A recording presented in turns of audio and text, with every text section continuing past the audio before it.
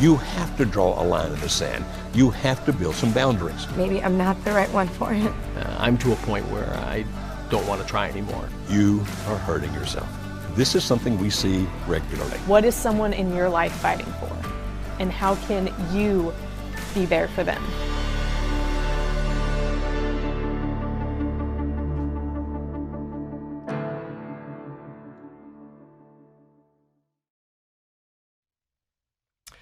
Welcome to Marriage Helper Live. Hi, I'm Dr. Joe Beam. This is a show about relationships where we answer as many questions as we can that you call in and ask us. You can call us at 657-383-0812. That's 657-383-0812 and ask us any question about relationships that you wish. Now, to actually get into the queue so that we can talk to you, make sure that when you hear the answer, you press the number 1. Otherwise, if you just call that number, you'll be listening to us, and we're happy for you to do that. But if you'd like to interact with us and speak with us, then indeed press that number 1. Now, you might be thinking, what do you mean us? We just see you, Dr. Beam. Well, right here with me, we have Kimberly Holmes, who is the CEO here at Marriage Helper, our organization. What kind of wave was that? Are you being super cool today? Is that what this is? I'm trying. I wish I was wearing my hat, my all black hat with the flat billed rim.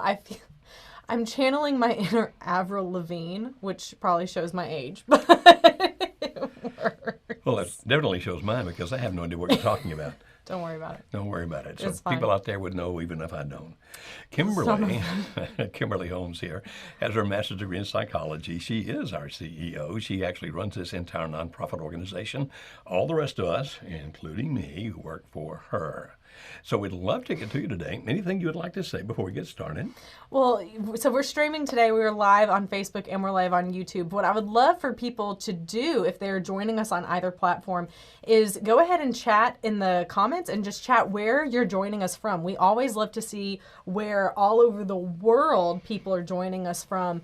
That's always super exciting. So comment there, let us know. Our team will be taking a look at it and giving you shout outs back.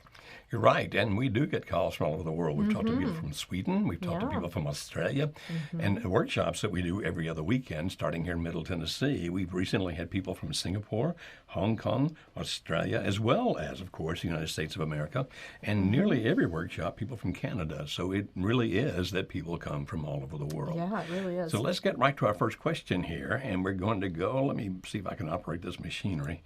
We're going to go here to Maryland this time, here in the good old USA, and speak to Raj. Hi, Raj. Can you hear us okay?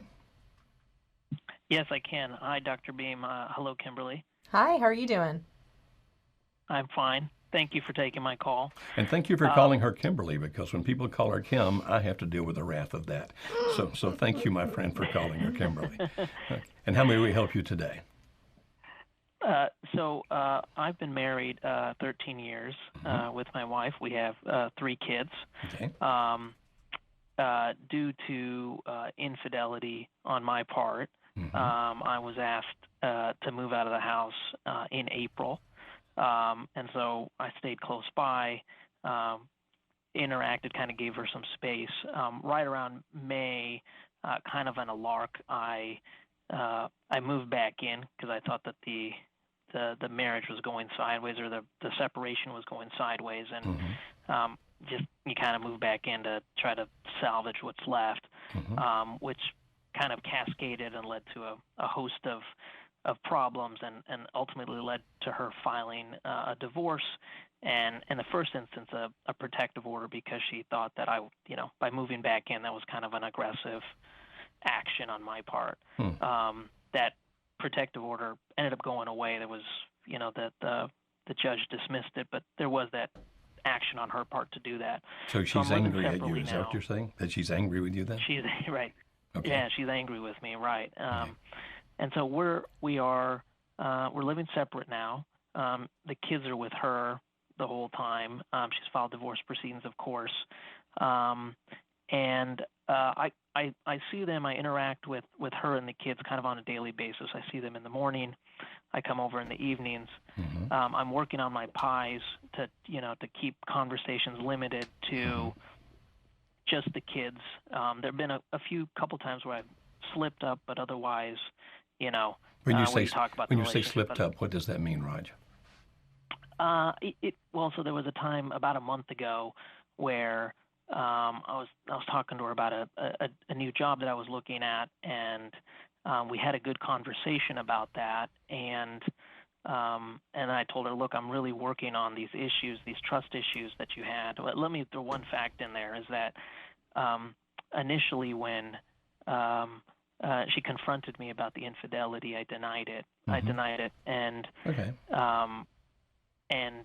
and I haven't fully told her the story because once she filed the divorce and the protective order, the lawyer said, Yeah. you can't talk about this stuff, I right? So understand. I haven't.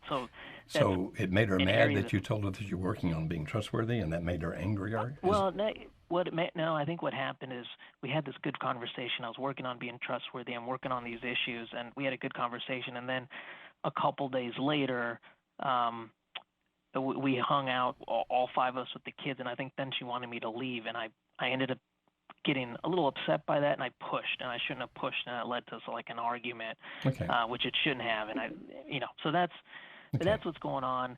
The only other point I would note is that we have I'm slowing down the process, but we have hired this kind of custody evaluator to kind of figure out how our split should be between the kids. We haven't told the kids yet. We just told them that we're fighting and Daddy's living somewhere else. And so I guess my question is, if I'm doing the pies, I'm slowing down this process as much as I can, but I haven't told her about, she doesn't know all the details about the infidelity, which I assume is important to build the trust, to build reconciliation.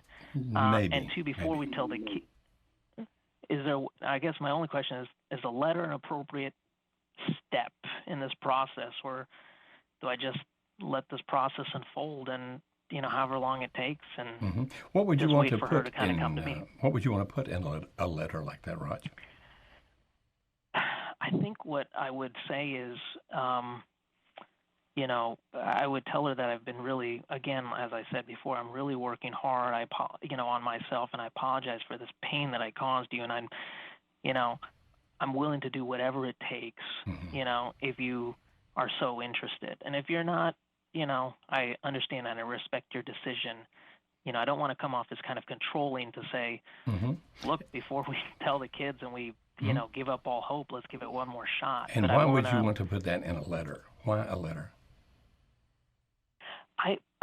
What I'm hearing from talking to other people is that the fact that I keep but my main mode of communication is verbal with her, and if she feels that I'm trapping her in conversations that she doesn't want to have, or that she just doesn't believe me anymore because of all the lies generally, then maybe a letter is a different form of communication that would get through to her and actually give her some time to process it and think about it and come back to it 2 weeks later. All right. Yeah. Well, let's talk about that for a minute or two. Kimberly, what would I'm happy to give my opinion on this as well, but what would you think in terms of this letter?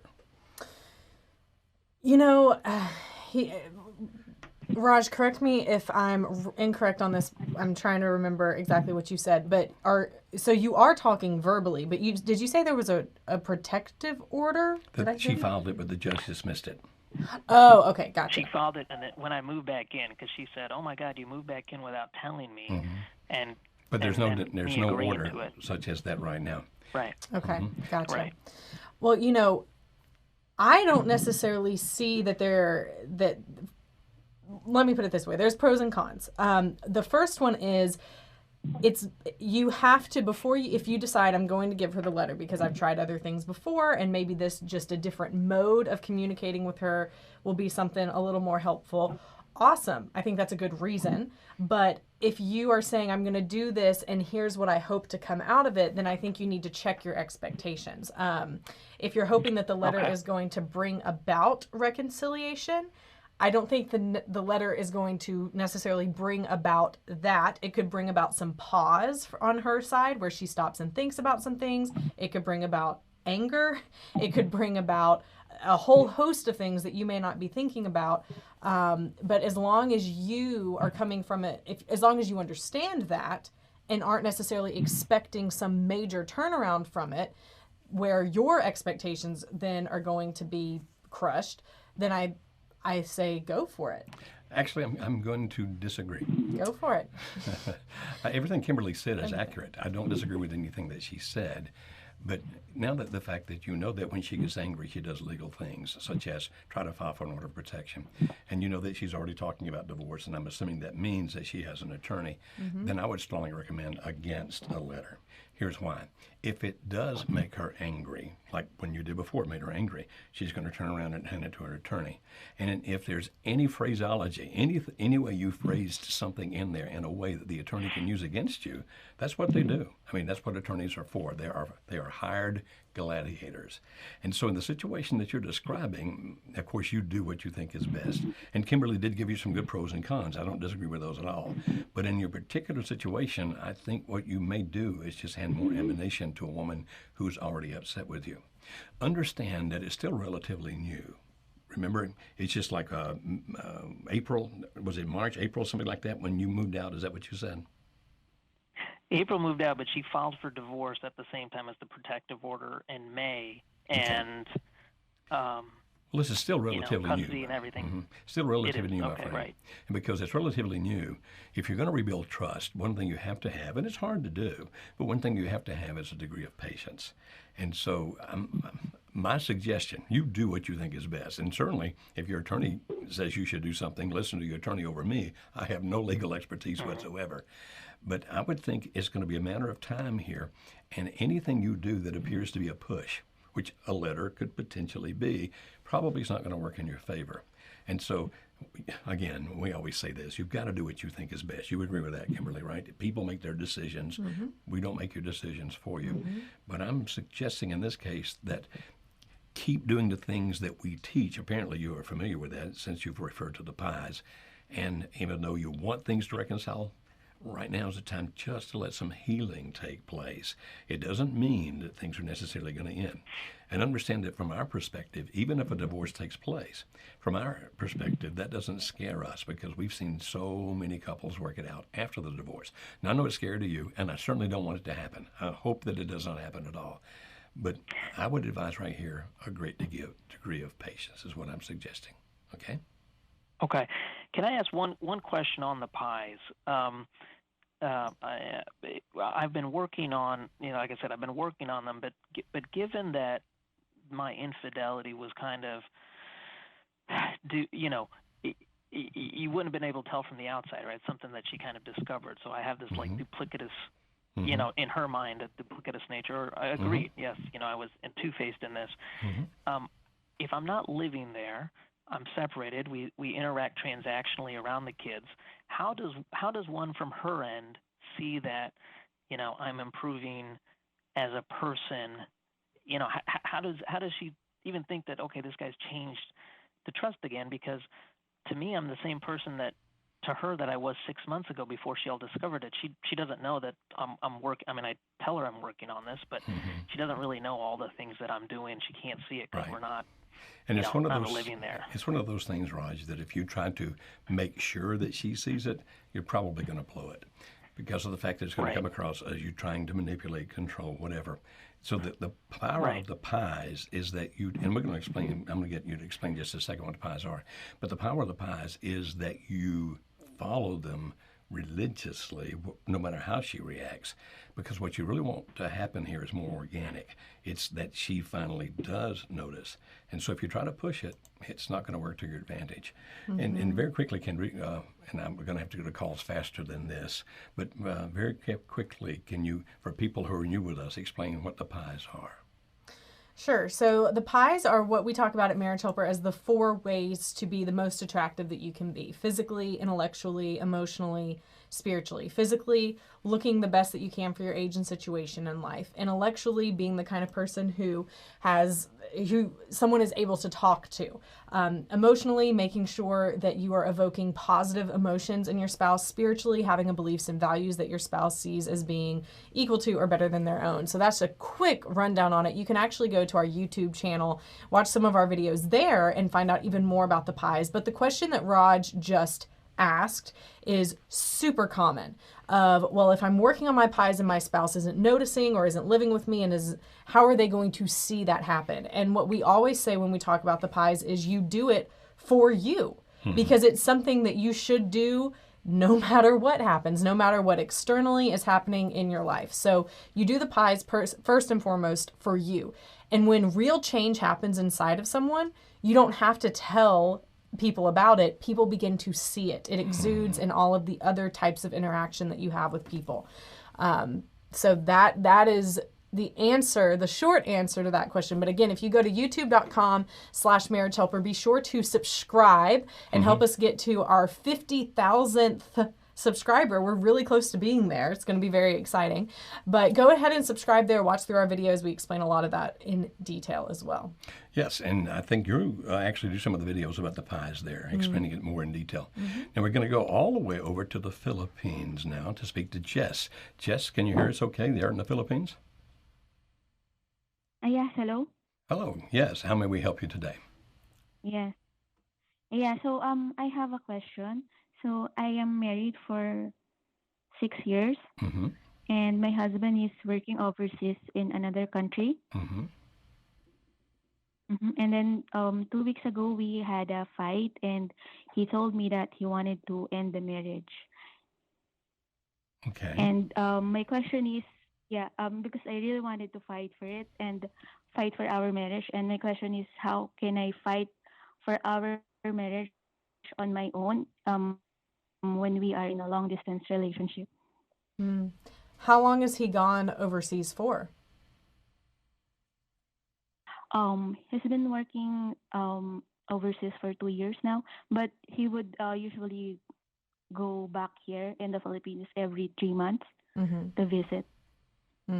And do you have communication with him right now? And are you talking at all? Yes, we are talking. Okay, and that's But he's been fixed on his decision to end the marriage. what? Repeat the last part. He's decided to end the marriage, so I don't know what to say to him or to tell him to give the marriage a chance. Right. Since he said that, are you still able to talk? Yes. Okay, and is Because that we have through a son texting also, or so we email? also talk about him. Duet?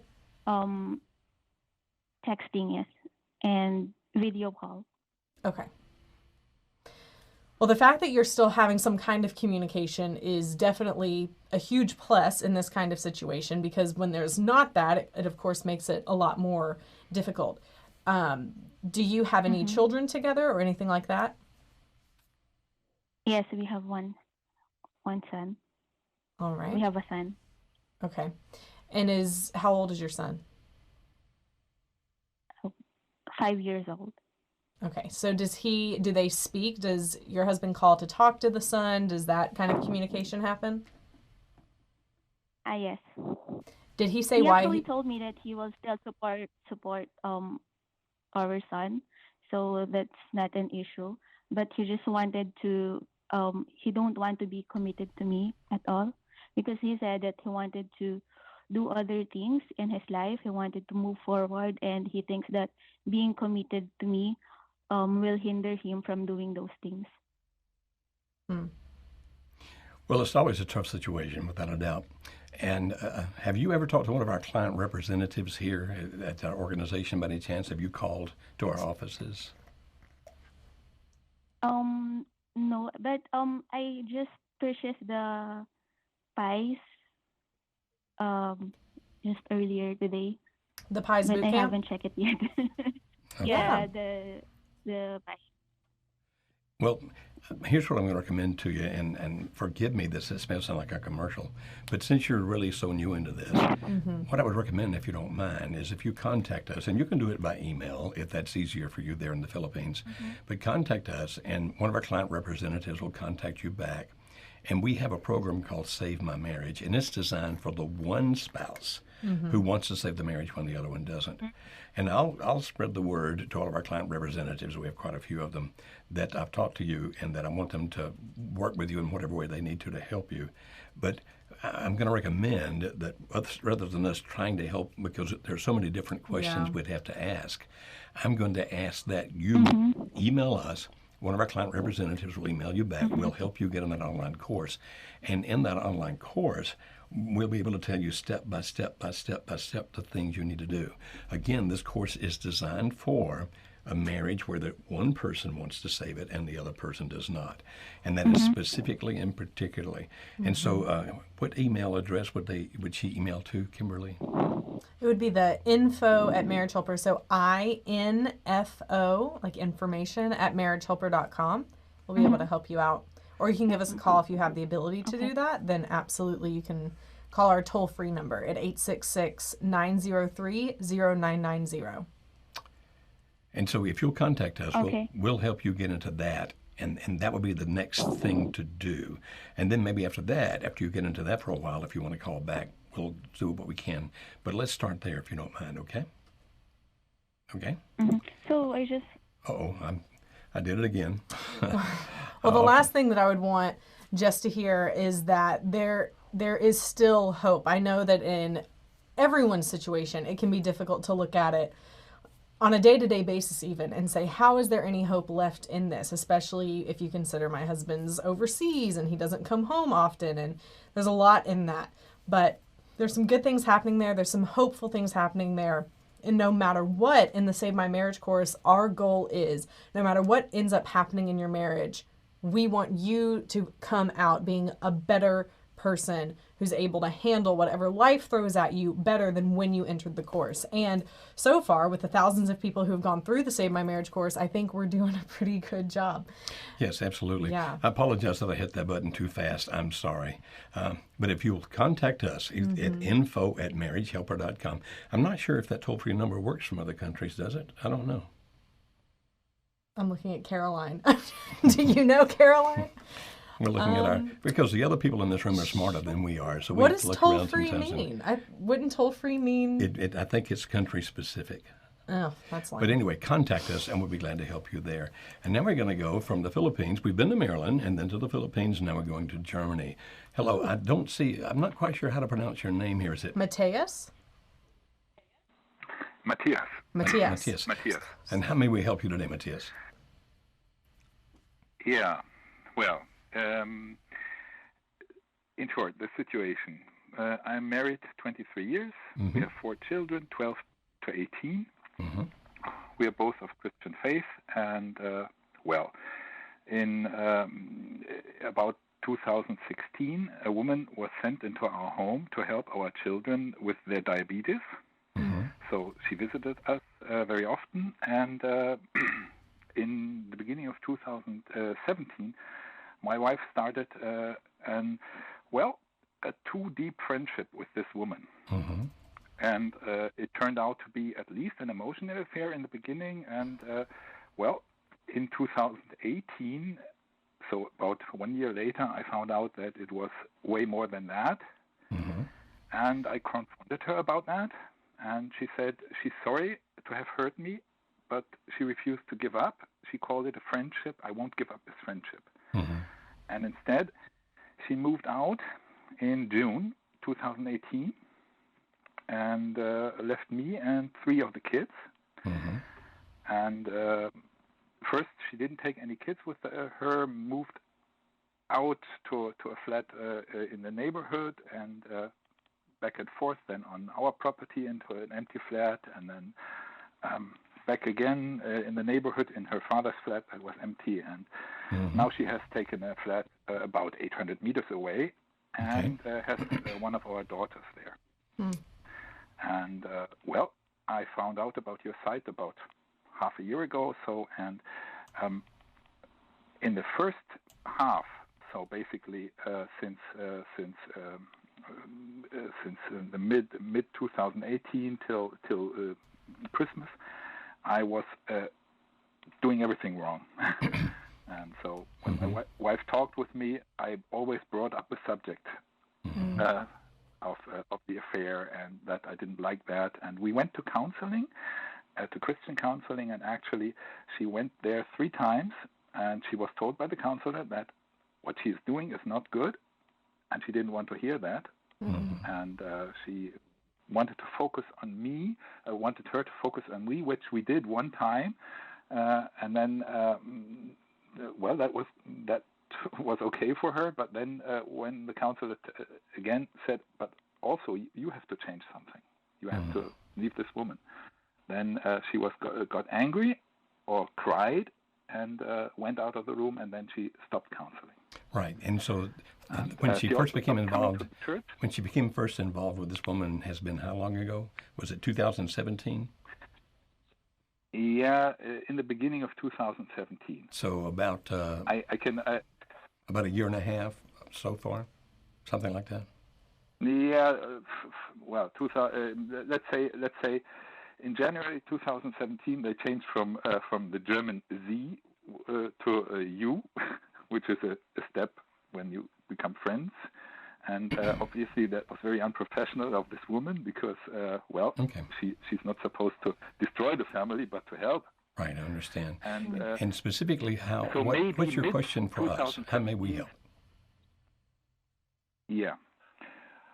Well, since it has been going on for such a long time, and I have not yet heard any definite thing from her in all the time. Of course, I'm very much tempted to bring up the subject again.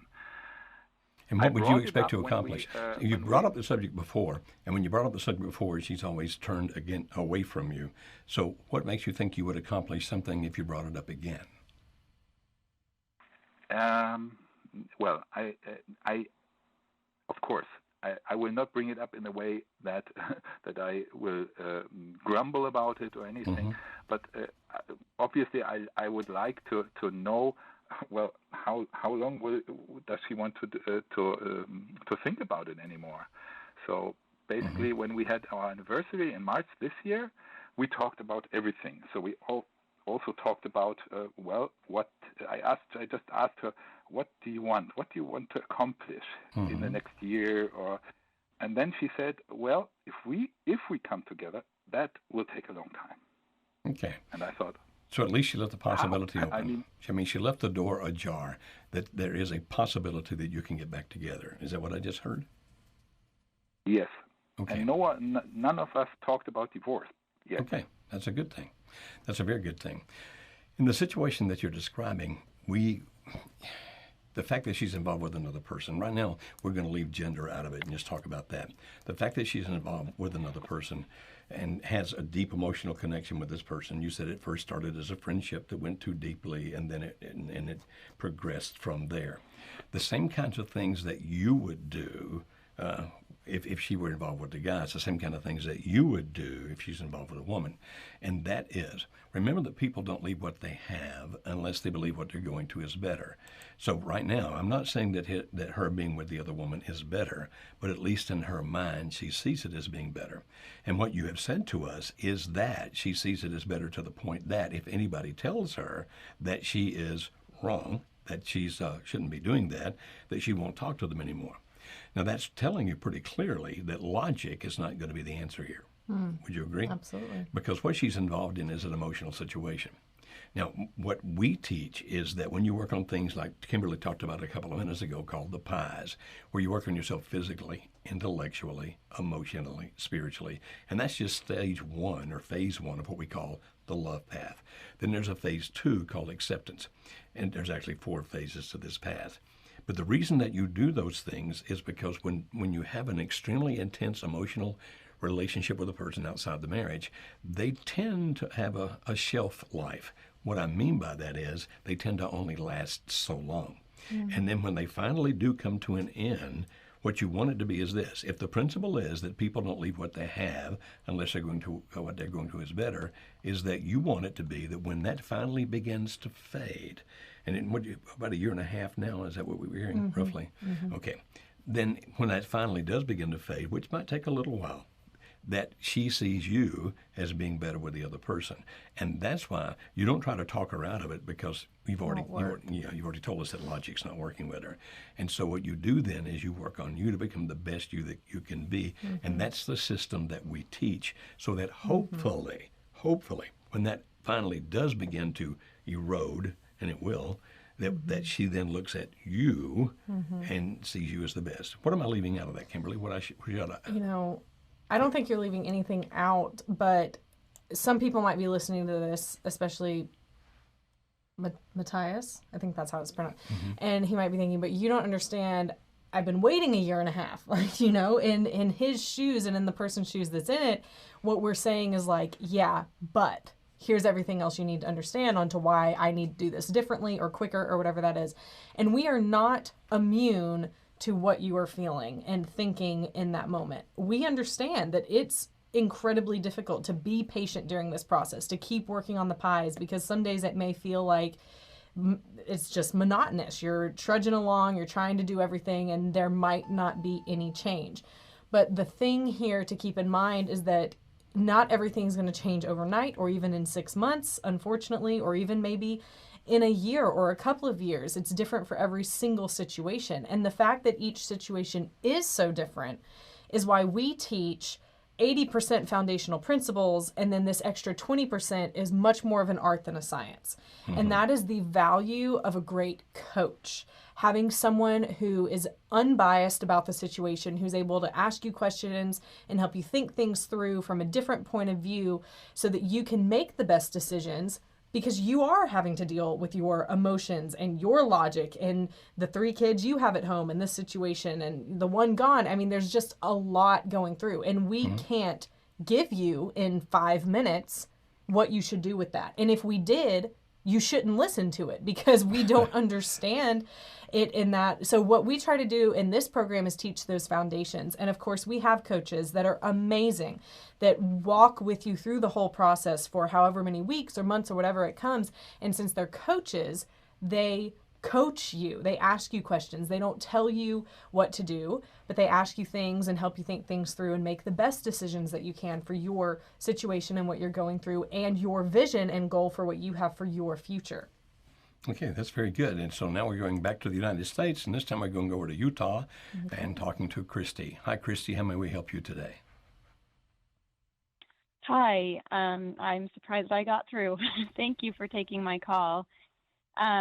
I am just struggling with trying to figure out if I should try to put a core. I'm not really sure how the cores and stops work specifically, but I'm in a position where my husband's decided to just live with me and raise our children together, but not have any emotional connection. He's just shut me completely out and has decided that that's okay. He's okay with living that way. I did have an affair back in 2016. Since then, it was a 5-month one. And when it came out, I wanted to work things out. And I, ever since, have been trying really hard to reconnect and show remorse and earn his forgiveness. Right at the very start, he was willing to work with me. He did work with me for about a year in trying to reconcile and work through things, but he felt since then he has decided that he's not going to. And I don't really know why, but it feels like the more time's gone on, the less he trusts me and the more he distances himself from me. And it's frustrating because I feel like I have been working on the pies and I've been doing everything possible to show him, and I've done all that. I don't tell him. I try to show him my changes, and I've made a ton of changes, and I feel like even now we were even intimate up to about 5 months ago, and then he took that away too. And so we're in a position Did now anything where else happen about 5 months ago? Anything at all happened 5 or 6 months ago? So no, I not that I can see. All I've seen from him is just, I feel like he's just gotten more and more angry and maybe more bitter towards the situation. And I know he's triggered a lot by things that he feels. But even my kids notice it. He's really hard to be around. He's very negative. And he makes snarky comments a lot. And As far as I you just know, try is there really anybody hard in not his to. world that's feeding that?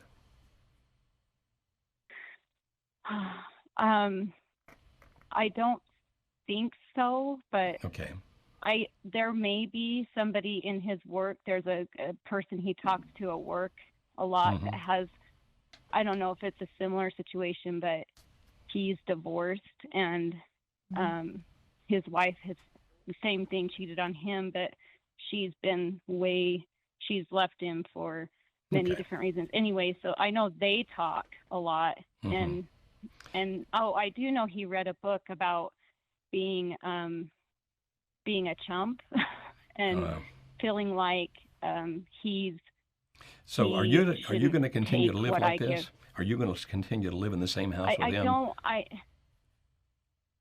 I don't want to. I feel like I'm doing that so that my kids can be okay. I have 4 kids, and 2 of them are gone now. They've just moved out to college, but my girls are still here, and and I appreciate that. I'm in a place where I can't do this much longer. I just feel like every time I've tried to talk to him, he will shut me out. He'll say, well, let's talk about it later, or I don't. And is it affecting you physically or intellectually or emotionally, spiritually? Is it affecting you? Like, is your immune system still working well? Or are you beginning to get sick a lot? Are you finding yourself depressed or anything like that? I'm a pretty strong person. All right, so physically. But is it affecting you that intellectually way, or emotionally? Is it affecting you in those 2 ways? Emotionally, yes. Okay. Emotionally, yes. I struggle. Okay. So are you finding yourself dealing with anxiety? Are you potentially finding yourself depressed? Those kinds of things? I feel anxious all the time. Okay. I try to do things to help with that aren't to do with him. I understand. Well, the reason I'm asking you those questions is this.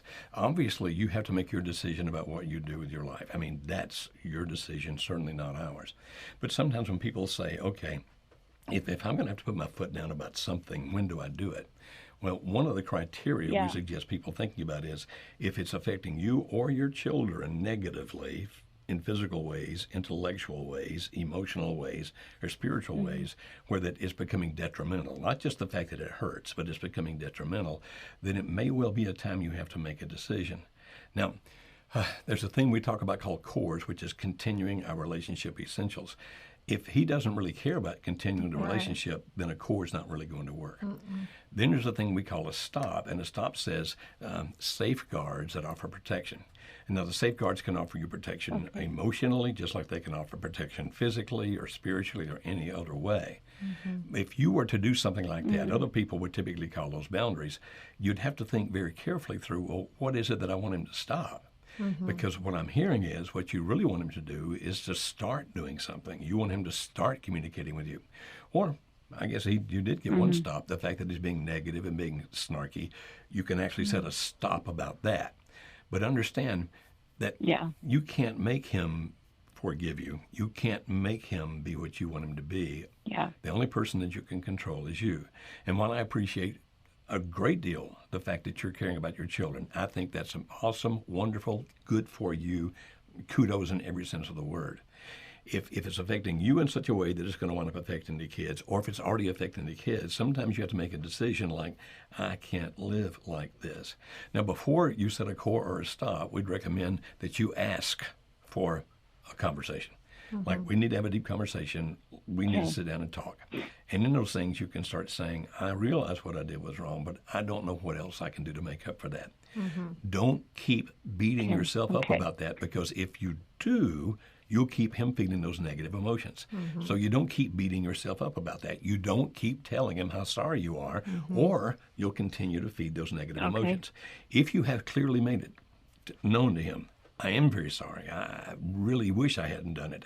I've tried to atone. If you've already done that, then stop doing that, because you're feeding that negativism.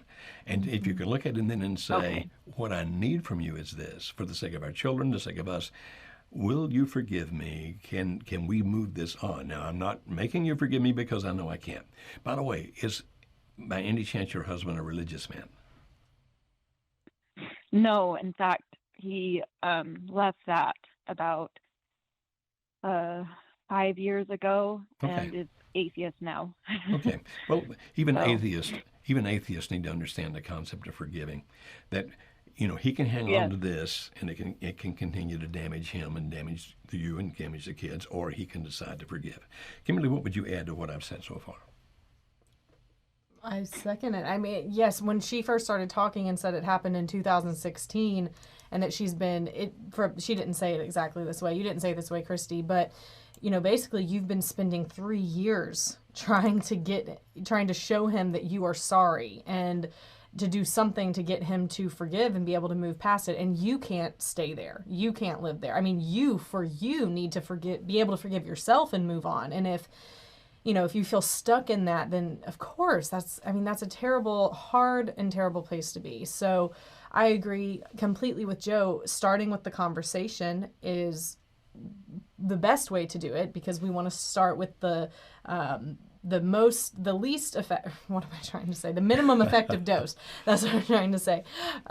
So yeah, start there. But if not, then you might have to have those harder decisions coming up of, well, what is that stop? And then what is the consequence of the stop? And it's a whole own conversation to be a part of. But I think that mentally you're on the right track, and you sound like a strong person. You've endured a lot. And so I think you can do this too. It's just going to take some making sure you do it the right way. Yeah. And our hearts are with you. I hope that you can make that happen. Now we're going over to Texas, and we're talking to Lynn. Hi, Lynn. How may we help you today? Good afternoon. Thank you for taking my call. You're very welcome. How may we help you?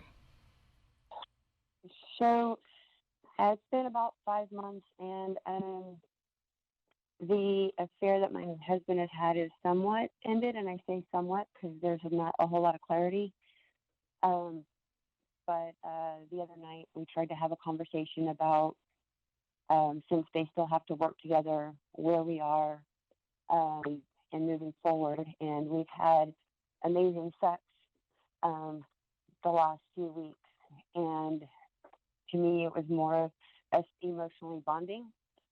But I think the other night when I was trying to gain some more perspective of where he was at, I may have pushed a little hard, and he went and shut down and just decided to tell me that it's only physical and there's nothing else there for him beyond that. I've been standing and working to forgive and trying to move us along for the sake of us and our children. We've been together 27 years. Mm-hmm. And so now part of it is it just something he said that was mean because I pushed? Does he really mean that? And then I come into, there's some self-respect there for me. And if I just make the decision and push him into another bedroom, because to me, it's much more than just physical. Okay, I'm so sorry for your pain. And so are you telling me that he's still involved with her? I'm sorry? Okay, did I misunderstand Kimberly? I think she said she believes it's over. Okay. That she believes is that correct, Lynn? That is my understanding. Okay, and how long do you think it's been over? Not too long. On the 9th, I ended up finding them in a location, and it was not a good outcome. Okay, but you think it's over, and he's living with you, and he's been making love to you, and you said the last 2 weeks has been really good. How often have you been together? This sounds like a terrible question to ask, but how often were you together in the last 2 weeks? Almost every night, sometimes twice. Okay, and then when you started pushing, he said, it doesn't mean anything, it's just sex. Now, ask yourself this question. When you were involved in those lovemaking sessions with him, did he appear to be emotionally connected to you during those sessions? There were times that, yes, I believed he was, and then there were times that I could tell that he wasn't. Okay, and how long has it been since he was involved with the other person? romantically early July. Okay. So we're talking about just a little over a month that they've been apart. Is that correct? Mm-hmm. All right. Okay. Yeah. And Kimberly's a psychologist, so I want her to speak to this, but let me give you my view on this as a sexologist. The fact that you felt that he emotionally connected with you at times probably means that he did. Now, obviously, you could misread it. There's no doubt about that. But the fact that you're making love nearly every night, sometimes twice a night, could it be that it's just sex? Possible, but probably not. Now, so you say, should I believe him? Obviously, we don't know your husband, therefore we can't tell you whether to believe him or not. But if you pushed him and he's feeling some degree of guilt, now stay with me because what I'm about to say is not going to sound good to you, but just hear the whole big picture.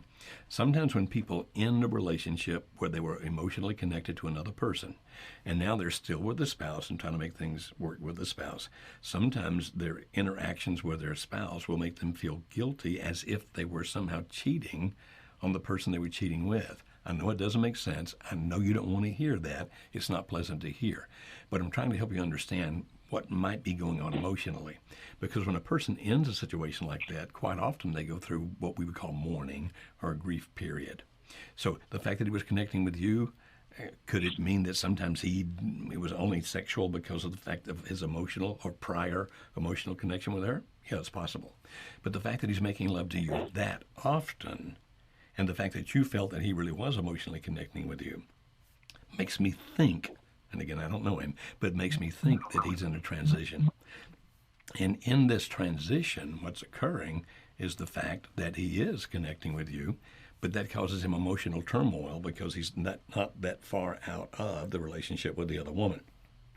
And so when you push him and he says, oh, it's just sex, I'm guessing that mostly had to do with the fact of he didn't want to face his own emotions.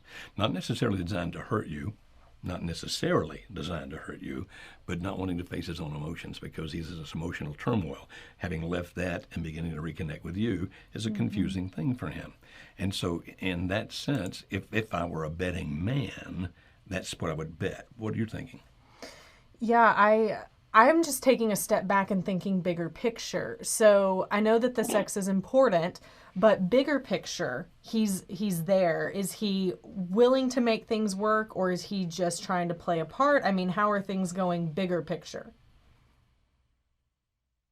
So he has stated that that we were the choice that he wanted to make. Mm-hmm. And then it kind of goes, he goes back and forth where he wants to work, and then maybe he just needs to be on his own. And he says that he struggles with that. But for the most part, he's there. Like, he's there with you guys. There's part of him that wants to make it work, even if it isn't 100% of the time. So bigger picture, even though there are days that he might vacillate, he's there. Right. And all the emotions you just described are very typical emotions for a person that's coming out of an affair and trying to put the marriage back together. Right. I'm not saying that you guys are not unique, because everybody is, but you just described almost always what we see when people go through these things. Yeah. And so what you're describing, we would interpret as, it sounds as if the guy's really trying to make an effort. Right. But he's still emotionally confused and emotionally in turmoil. And probably a sort of grief, too. We have an older podcast that you should probably go and listen to called When You Lose... Dang it, what is it called? It has I don't know which one you're talking about. Something to do with grief and loss. Caroline, do you remember the name of it? No, anyway, go through our podcast, and there are ones there, because when someone does end an affair, even though it was not the relationship they were supposed to be in, there's still this sense of grief and loss. I think it's how to cope when you lose the one you love, or something like that.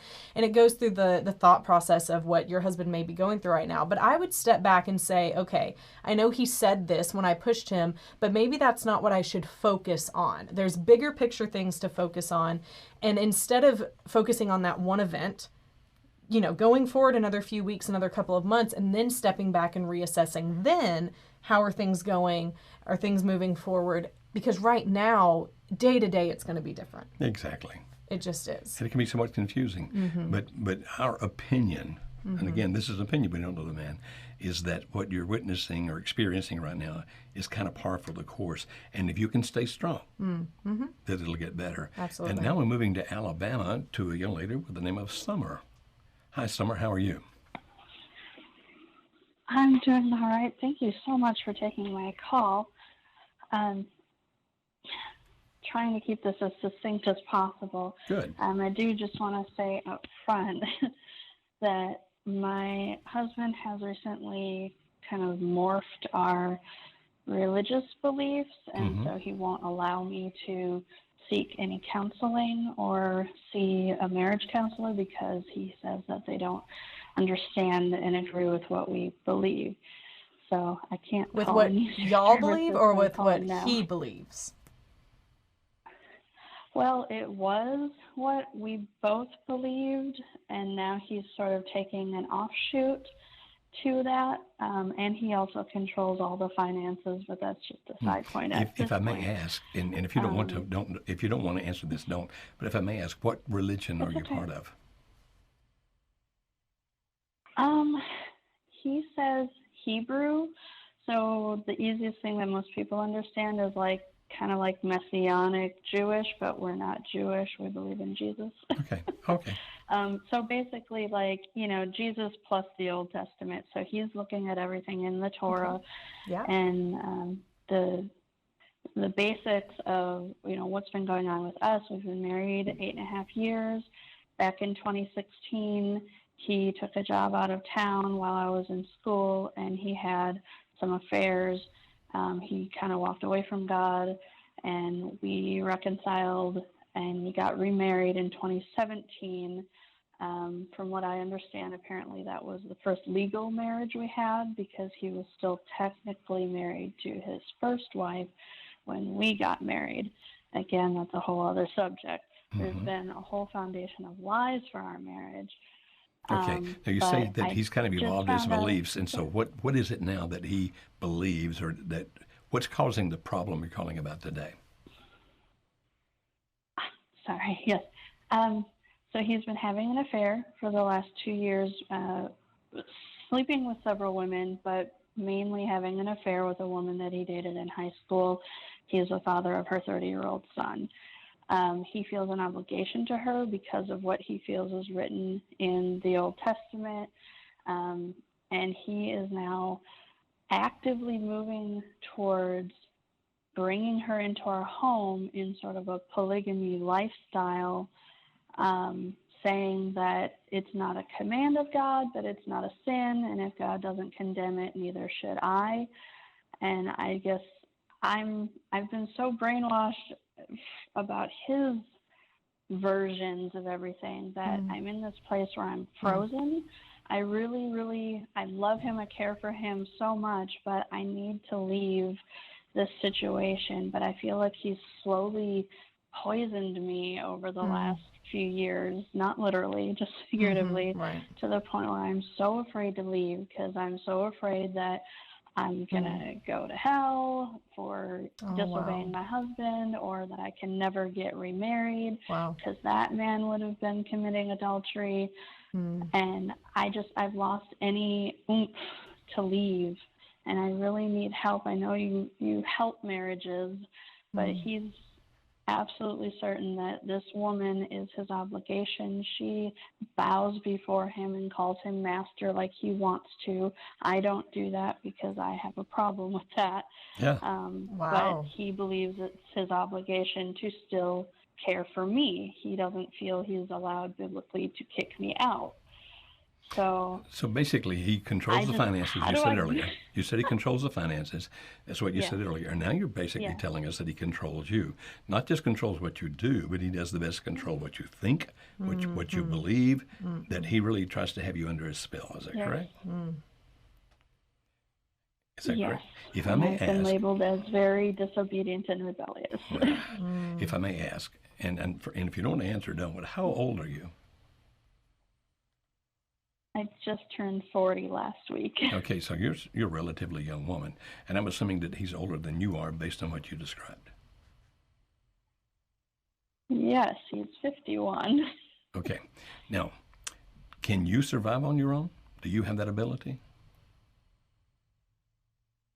It would be difficult at first. I do have some friends and family who have offered to take me in, but I'm so scared to leave. Like I get mad when I find something out, and I text them and call them and say, "This is it. I'm finally going to do it." Okay. And then is your fear? I look at the time, and is it's your like, fear oh, not it's time having to make him? supper or something. Is your fear not having him, or is your fear that you're making God mad?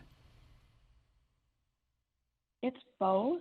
Okay. Because I mean, I do love him so much. We have so much fun together. Even just today, I stuff all the pain way down, and I pretend like it's not happening, and I know that's bad. That's bad. But It is bad. I so want to keep the peace. Don't rock the boat. Just let this go on as long as possible. And I keep setting like mental hurdles for myself, saying, well, if it gets to this point, then but you're not going to do that. And I can't take it anymore. But what you've already proven is that you will keep taking that. You keep proving that you are going to take it, that you're going to let him do whatever he's doing. And he's not going to change. He's not going to change. And so while you keep setting these things further out, like, okay, if it gets here, it's going to happen, and then you don't do it. And then it gets out here, and then you don't do it. It really boils down to this. Now, I'm obviously not God's chosen one. Apparently our president is, based on what he said on television the other day. I am not God's chosen one. And forgive the political comment. I don't know what you're talking about, but I can see. I am not God's chosen one. But you know what? I do have a bachelor's degree. My undergraduate degree actually is in Bible. And believe it or not, a few years ago at a university there in Alabama, where you live, there's one in Montgomery called Faulkner University. And several years ago, I actually taught as adjunct Bible faculty. And I taught Old Testament is what I taught. And so therefore, it's not like I'm a person who has no knowledge of the Old Testament or no knowledge of the Bible. I'm not putting myself up as the expert. I'm really not. But I'm telling you that based on my understanding of the Scripture, you have every right in the world to leave. And when any human being has that kind of control over you, any human being has control where they can control what you think, what you feel, what you do, and that you're afraid to be without him, then that's not healthy no matter what. Even God doesn't exercise that control over us. Right. God tells us, it's your choice. Here's what's right, here's what's wrong, but I'm leaving it up to you to choose, to you to decide. Now, if even God does that, then how can you live in a marriage where anybody, husband, wife, either one, is telling the other, you have to do this, have to do this, have to do this. And if he's threatening you with the threat of it, if you don't do this, you're disobedient. If you don't do this, you're going to hell. As far as my understanding, and I don't know your husband, and we're only hearing your side, but based on what you just said, that's pure control and manipulation. That is not based on Ephesians chapter 5, where it talks about husbands should love their wives as Christ loved the church and gave himself for it. It's not the kind of teaching that Jesus talked about, where he said, if you're married to one and even lust after another, you've committed adultery. Here's a man that's actually doing those things. And so we will not tell you what to do. It's always your choice. But my suggestion is, try it. Now, again, your choice. But you said you've got friends that'll take you in, people that'll help take care of you. And if you can get away from this man for 3 months, 6 months, 9 months, and begin to discover again who you are, that's the healthiest thing you can do for you. Now, I would hope that he would come around. We're all for saving marriages. But personally, I'm not going to try to help save a marriage where one person is dominating the other and destroying the other person. And you already are having this because you're saying you're having to suck down the pain. He's destroying you already, or at least these actions, I should say, are destroying you already. And now to bring another woman into your home where you already have these self-doubts, that's going to be, in my estimation, exceptionally destructive to you. And therefore, while it's your choice, I urge you to do whatever it takes for you to stand up on your own and not let this man dominate and control you this way. Now, it's your opinion. I mean, you have to decide what you think is best. And again, we're just going from what you said. I don't know the man. I don't know the situation. Am I overreacting to this, do you think? No, I would say you're underreacting, but no, not at all. I mean, my encouragement in this situation is from just what she said, Joe, I mean, I could go into this. It just sparked so much in me. Like, I love the Torah just as much as the next person. I love the Old Testament. You can't separate it from Jesus. And so it's like, it's all there. Read it for yourself. Like, I just encourage you, your beliefs do not have to be his beliefs. The Bible is open and ready and available for you to go in and see exactly what the Spirit would put into your heart. And my prayer for you is that you would not act out of a spirit of fear, but that God would put his Spirit in you to be able to make the best choice for you, for your future, for your family, for what he has in store for your future. And I don't believe it's something where someone's going to control you and tell you what to do and dominate you. That's not God's heart. I can't see how anybody would even think it is. No, let me apologize again for the poor political joke. I am not anti-Trump. I'm not. Oh boy. It's just that the other day, he referred to himself as the chosen one. I thought that was kind of funny, and so I made a joke about it. I am not taking either side politically here. The We only are side Switzerland, right here. Personally, I have a side. But when it comes to what we do in helping marriages, I don't have a political side. You understand? All we care about is helping people save their marriages if they possibly can. So whether you're pro or against whatever out there politically, it was just a poor joke. I'm not trying to make a condemnation judgment on anybody there. We work for marriages. I think everyone could laugh at that, though. I hope so. I thought it was. Sometimes the things I think are funny, other people just don't find humor in it at all because I touch nerves I don't mean to touch. Don't find us funny. Well. Thank you for being with us. Please subscribe to our YouTube Please channel, do. youtube.com/marriagehelper. And Yes, and before we go, next Monday is Labor Day, so we won't be here, but we are going to be doing this show next Tuesday. So be sure to mark your calendars for that. We'll be here Tuesday at 12:30 Central Time. Enjoy your Labor Day off next week. Do something laborious. Do something what? Laborious. Laborious? Did I make that word up too? There was a word earlier I said. Salving. I think I made it up. You guys have fun, and we'll see you next Tuesday.